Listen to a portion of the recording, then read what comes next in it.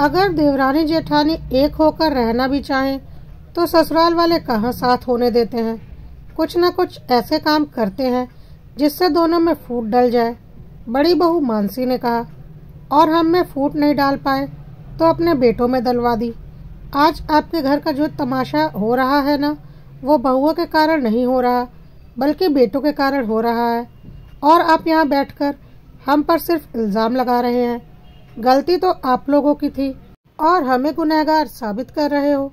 छोटी बहू नेहा भी बोली। लेकिन सास अपनी गलती क्यों मान ले? आखिर वह दोनों बहुओं को घूर कर देख रही थी। फिर सबके सामने आंसू बहाते हुए बोली, मेरे बेटे पहले तो ऐसे नहीं थे, तुम्हारे आने के बाद ऐसे हुए हैं और अब तुम दोनों मिलकर मुझ पर इल्ज़ाम लगा रही हो। भला मैं अपने बेटों में झगड़ा क्यों करवाऊंगी? तभी छोटी बहू नेहा बोली, माफ़ करना मम्मी जी, लेकिन अपने दोनों बेटों को एक जैसा समझाई कब था आपने? दोनों को हमेशा उनकी कमाई से आंकती रही। वो आप ही थी जिसने हमेशा अपने बेटों में भेदभाव किया था। वो आप ही थी जिसने हमेशा एक के सिर पर बोझ डाला और दूसरे को हमेशा जिम्मेदारियों से आज़ाद रखा। दोनों बेटों में आपने फ़र्क किया और आज जो दोनों भाइयों में झगड़ा हुआ है ना, उसके पीछे भी आप ही हैं। मानसी ने कहा। हाय राम, कैसा इल्ज़ाम पर इल्ज़ाम लगाई जा रही है। भला मैं अपने घर में झगड़ा क्यों करवाऊंगी? अरे दोनों बेटों को मैंने जन्म दिया है, पाल पोस कर मैंने बड़ा किया है। तुम्हारा क्या है? मुंह उठाकर तुम कुछ भी इल्ज़ाम लगा दोगी। सास अपनी ही बोलती रही। चुप करो तुम दोनों, क्या मम्मी पर इल्ज़ाम लगाए जा रही हो? जाकर रसोई संभालो। जो भी फैसला करना है हम लोग मिलकर कर लेंगे। आखिर बड़े भाई आकाश ने दोनों देवरानी जेठानी को डांटते हुए कहा। आखिर आकाश की डांट सुनकर दोनों देवरानी जेठानी चुपचाप रसोई घर में चली गई। अब कमरे में बच गए तो सिर्फ आकाश, छोटा भाई मनोज और सासू माँ। देखा तुमने, तुम्हारी पत्नियां मुझ पर कैसे इल्ज़ाम पर इल्ज़ाम लगा रही थी। अरे बताओ, मैं अपने ही घर को क्यों तोड़ूंगी? इसीलिए कहते हैं कि ये दूसरे घर से आई हुई लड़कियों के सामने कभी अपने घर का भेद नहीं देना चाहिए। मम्मी, आप भी कुछ भी बोले जा रही हो। भगवान के लिए आप भी बस करो, आकाश ने कहा। हाँ, मुझे ही चुप कराओ, तू तो तेरी पत्नी का ही पक्ष लेगा। मम्मी, गलती आपकी है। जैसे आपने अपनी बहुओं में घर के काम बांटे हैं ना, वैसे ही अगर बेटों में भी घर के खर्चे बांट दिए होते ना, तो आज यह नौबत ही नहीं आती। आकाश ने फिर कहा।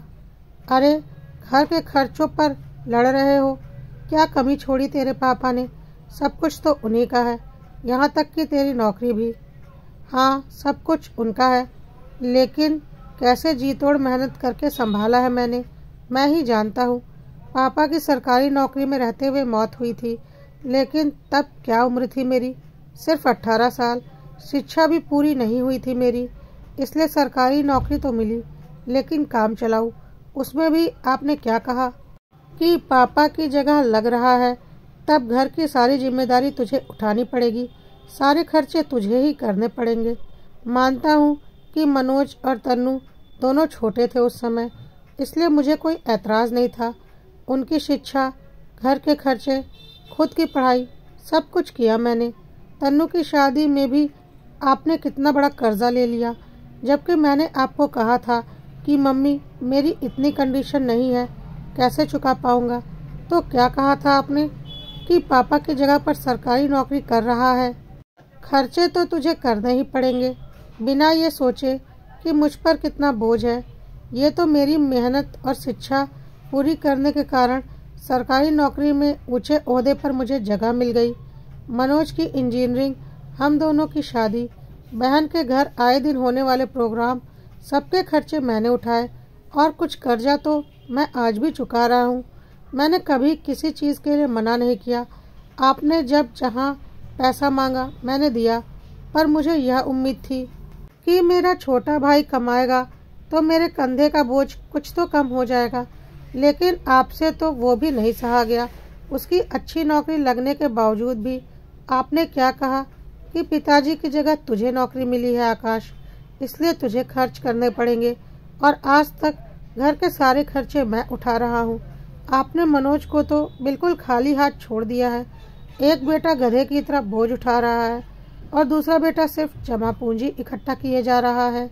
मम्मी, मुझे पत्नी समझदार मिली जो कम से कम मेरे साथ तो खड़ी रही। अगर कोई ऐसी वैसी मिली होती तो मेरा घर तो कब का ही बर्बाद हो चुका होता। आप समझती क्यों नहीं हो कि मेरा भी परिवार है।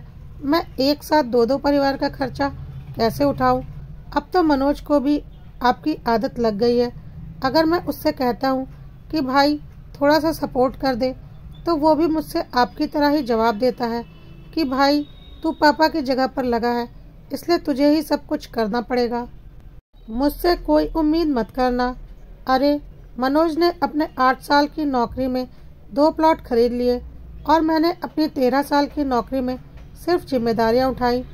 मम्मी, हाथ जोड़कर कहता हूँ, मुझे आप मुक्ति दो इस तरह की जिम्मेदारियों से। मुझे भी अपने परिवार के बारे में सोचना है। या तो खर्चे बांट दो या फिर मुझे अलग कर दो। आखिर आकाश मम्मी के सामने हाथ जोड़ते हुए बोला। आकाश को इस तरह से हाथ जोड़ते देखकर भी मम्मी चुप नहीं हुई। उन्होंने बोला, पिताजी की नौकरी ली है तो जिम्मेदारियां तो निभानी ही पड़ेंगी। मनोज की अपनी खुद की नौकरी है तो उसके पैसों पर किसी का हक नहीं बनता, लेकिन तुम्हारे कमाए पैसों पर पूरे परिवार का हक बनता है। जब आकाश से बर्दाश्त नहीं हुआ तो उसने बोला, इससे तो अच्छा होता कि मैंने उस वक्त नौकरी ज्वाइन करने के लिए मना कर दिया होता और अपनी पढ़ाई पर ध्यान दिया होता, तो आज मैं भी मनोज की तरह फ्री होता और अपने पैसों पर अपना हक रखता। इस पर माँ ने बोला, अच्छा, और अगर तू नौकरी ज्वाइन नहीं करता तो पढ़ाई कैसे करता? और तेरे भाई बहनों की पढ़ाई कैसे होती? उनकी शादी कैसे होती? आकाश ने भी पलटकर जवाब दिया, वह आप जानो माँ, क्योंकि भाई बहन और परिवार की जिम्मेदारी मेरी नहीं, आपकी और पिताजी की थी, जिसे आपने जबरदस्ती मेरे सिर पर डाल दिया। यहाँ तक कि मेरी जिम्मेदारी भी आप लोगों की थी, लेकिन मैंने अपनी जिम्मेदारी समझी क्योंकि मैं बड़ा बेटा था। लेकिन बच्चा ही तो था ना मैं। क्या 18 साल कोई उम्र होती है? लेकिन बड़ा भाई था तो पिताजी के बाद जिम्मेदारियां तो मुझे निभानी ही थी और मैंने सारी जिम्मेदारियां बखूबी निभाई। लेकिन आप आज तक नहीं समझ पाई कि मेरा खुद का भी एक परिवार है। एक बात बताओ माँ, क्या पिताजी अगर जीवित होते तो अभी तक वह नौकरी कर रहे होते? क्या अब तक वह रिटायर नहीं हुए होते? तो क्या अब तक पूरे परिवार की जिम्मेदारी वह उठा रहे होते? नहीं ना माँ। माँ, आपकी इन हरकतों की वजह से आज मैं यह बोलने को मजबूर हूँ कि पिताजी की नौकरी ज्वाइन करना और इस घर की जिम्मेदारी उठाना मेरी जिंदगी की सबसे बड़ी भूल थी और अब मैं उस भूल को सुधारने वाला हूँ। मैं कल ही पिताजी की नौकरी से इस्तीफा देने वाला हूँ। नहीं करनी मुझे वह नौकरी जिसमें मुझे कोल्हू के बैल की तरह पीसा जाता है और उसका फल भी मुझे कुछ नहीं मिलता। अपने परिवार के ऊपर 1 रुपया खर्च करने से पहले मुझे 100 बार सोचना पड़ता है। अपने व्यक्तिगत खर्चों के लिए मैं और मेरा परिवार तरस जाते हैं और इतना करने के बाद भी दिन भर आपके और भाई बहनों के ताने सुनने पड़ते हैं कि मैंने पिताजी की नौकरी ली। तो नहीं चाहिए मुझे ऐसी नौकरी। अब बहुत हो गया। अब मुझसे बर्दाश्त नहीं होता क्योंकि मेरे भी बच्चे हैं और मुझे उनकी जिम्मेदारियां भी निभानी है। जिंदगी भर भाई बहन की जिम्मेदारी मैं नहीं निभा सकता।